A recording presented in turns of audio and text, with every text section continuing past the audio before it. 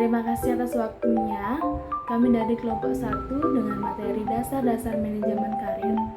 Sebelum kami presentasi, izinkan saya mengenalkan anggota kelompok saya, yaitu yang pertama ada Gusti Ayu Meliasani dengan NIM 19011021, Disa Andini dengan NIM 19011024, Komarina Martini dengan NIM 19011029, Nika Dek Widya Stuti dengan NIM 19011033 dan Nikomang Sintia Yuliastini dengan NIM 19011188. Untuk mempersingkat waktu, di sini saya akan mulai yaitu dari pengertian manajemen karir.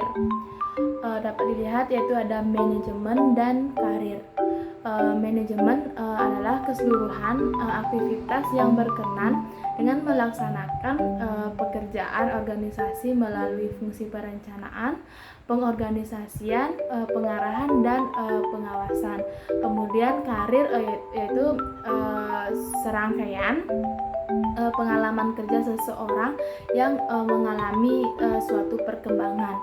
Jadi manajemen karir adalah proses pengelolaan karir pegawai yang direncanakan dan dilakukan oleh secara individu terkait perencanaan karir yang nyata, yang meliputi tahapan kegiatan perencanaan karir, pengembangan, dan konseling karir, serta keterlibatan dalam pekerjaan selama masa hidupnya.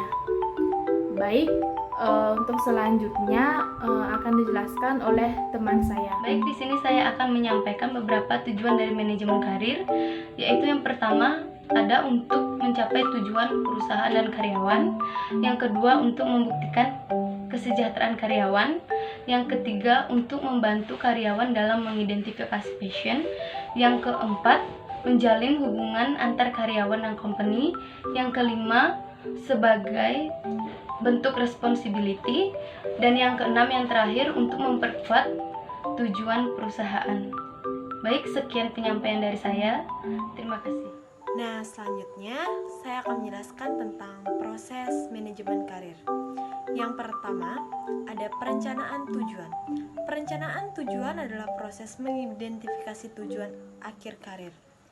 Jika kamu baru memulai karirmu, ini bisa menjadi proses evaluasi minat, kemampuan, kepribadian, kepuasan kinerja, dan nilai Anda untuk perusahaan. Lalu yang kedua ada perencanaan karir.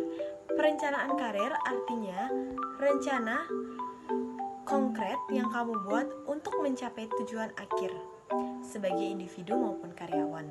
Ini melibatkan identifikasi jalur karir, pengalaman kerja, pendidikan, dan serangkaian tujuan yang dapat kamu tindak lanjuti. Perencanaan karir akan membantu kamu dalam proses pengembangan karir. Yang terakhir ada pengembangan karir. Pengembangan karir adalah pengembangan yang bisa menerapkan perencanaan karir. Karirmu akan berkembang secara individu maupun profesional dalam tahap ini. Selanjutnya akan dijelaskan oleh teman saya. Di sini saya akan melanjutkan materi mengenai hubungan pengembangan, pelatihan, dan karir. Pengembangan mengacu pada pendidikan formal, pengalaman kerja, hubungan, penilaian kepribadian, dan kemampuan yang membantu para karyawan mempersiapkan dirinya di masa depan. Nah, secara tradisional, pelatihan berfokus pada membantu kinerja para karyawan pada pekerjaannya saat ini. Pengembangan mempersiapkan untuk posisi-posisi lain di perusahaan serta meningkatkan kemampuannya untuk memasuki pekerjaan yang mungkin belum ada. Pengembangan juga membantu para karyawan dalam mempersiapkan perubahan pekerjaan mereka saat ini yang mungkin diakibatkan karena teknologi baru, perencanaan pekerjaan, pelanggan baru, atau produk pasar yang baru. Nah, pengembangan sangat penting untuk manajemen bakat, khususnya bagi para manajer senior dan karyawan dengan potensi kepemimpinan. Perbedaan antara pelatihan dengan pengembangan akan menjadi kabur. pelatihan dan pengembangan akan diperlukan serta berfokus pada berbagai kebutuhan pribadi dan perusahaan saat ini dan masa depan. Pengembangan berkaitan dengan peningkatan kemampuan dalam bekerja. Untuk itu diperlukan pelatihan untuk menunjang pengembangan kemampuan individu. Lalu dengan adanya pengembangan dan karir dapat meningkatkan kinerja dan produktivitas karyawan serta meningkatkan kesempatan promosi bagi karyawan, di mana pengembangan seseorang dapat mendorong kesiapan diri untuk menggunakan kesempatan karir yang ada.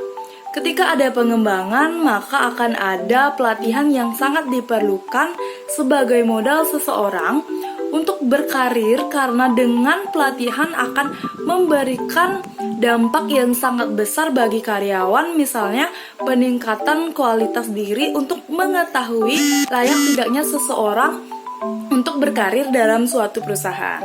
Baik, itu tadi penjelasan terkait hubungan pengembangan, pelatihan, dan karir. Untuk selanjutnya akan dijelaskan oleh teman saya. Terima kasih. Terima kasih atas kesempatannya. Selanjutnya saya akan menjelaskan mengenai langkah-langkah dalam meningkatkan manajemen karir. Antara lain, yang pertama, manajer dan karyawan harus mengikuti tren-tren dunia bisnis dan ekonomi yang mungkin memberikan kesempatan berkembang terhadap perjalanan karir yang potensial. Selanjutnya yang kedua, manajer dan karyawan harus dapat mengembangkan suatu pandangan atau gambaran secara jelas yang berdasarkan pada karir dan kebutuhan gaya hidup. Selanjutnya, yang ketiga adalah manajer dan karyawan harus melakukan benchmark atau tolak ukur terhadap keahlian yang dimiliki dengan menggunakan keahlian terbaik dalam bidang yang sama di masa sekarang dan di masa yang akan datang. Kemudian, yang keempat, manajer dan karyawan harus bisa membentuk contingency plan atau rencana cadangan agar mampu berkarir dalam kondisi yang terus berubah dan tidak pasti. Dan yang terakhir, yaitu yang kelima, manajer dan karyawan harus mampu mengembangkan portable skill, tidak hanya mengandalkan keahlian-keahlian kontekstual.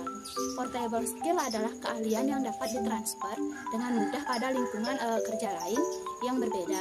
Portable skill diantaranya berupa managerial skill, intellectual skill, communication skill, dan interpersonal skill.